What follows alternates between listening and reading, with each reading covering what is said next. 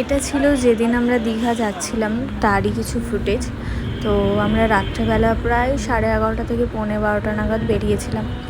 আর তোমাদের তো আগের ভিডিওতে আমি বলেইছিলাম যে লাস্ট মোমেন্টে আমার যে প্যাকেজে যে ফটোগ্রাফার বুক ছিল তারা তো ক্যান্সেল করে দিয়েছিল। তো সেই কারণে সৌরভ, মানে যে আমার স্টুডিওতে কাজ করে, ওদেরই পুরো গ্রুপটাই গিয়েছিল, মানে সৌরভ, রাজদীপ আর মেকআপ আর্টিস্ট হিসেবে আমি অভিকে নিয়ে গেছিলাম।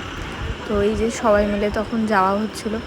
তো রাতে আর সেরকম কোনো ভিডিও ফুটেজ নেওয়া হয়নি, কারণ গাড়িতে খুব মানে বাজেভাবেই যাওয়া হয়েছিল, এতজন একসাথে এই একটা গাড়িতে খুব অসুবিধা হয়েছিল। তো যাই হোক, কোনো রকমে চলে তো গেছিলাম। এটা তখন পৌঁছেই গেছি, আর কিছুক্ষণের রাস্তা ছিল, কিছুক্ষণও না, মানে সমস্তটাই পৌঁছে গেছি, জাস্ট আধ ঘন্টা কি 15 মিনিট বাকি ছিল মোহনায় পৌঁছাতে। আর আমার একদম বিধ্বস্ত অবস্থা, মানে সারা রাতটা না ঘুমিয়ে আমার এই চোখ মুখের অবস্থা হয়েছিল। আর এদিকে সবাই জেগে প্রায়। আর রাজদীপেরও এই সবে মাত্র বিয়ে হয়েছে, ওর ভিডিওও আমি ছেড়েছিলাম, ওর বিয়ের ভিডিও। তো এইভাবেই মোটামুটি সেদিনের মানে শুরুটা এইভাবেই করেছিলাম। আর এই ভিডিওতে তোমাদের দেখাবো আমার ফার্স্ট আউটফিট কী ছিল প্রি ওয়েডিংয়ের।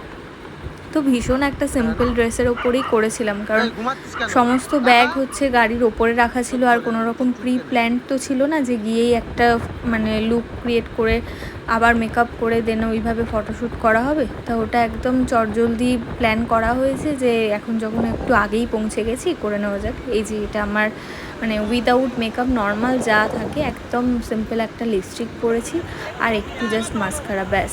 আর এখানে এই যে অভিকে সব ব্যাগ ধরতে দেওয়া হয়ে গেছিলো, ওকেই বলেছিলাম তুমি সব কাজ করবে।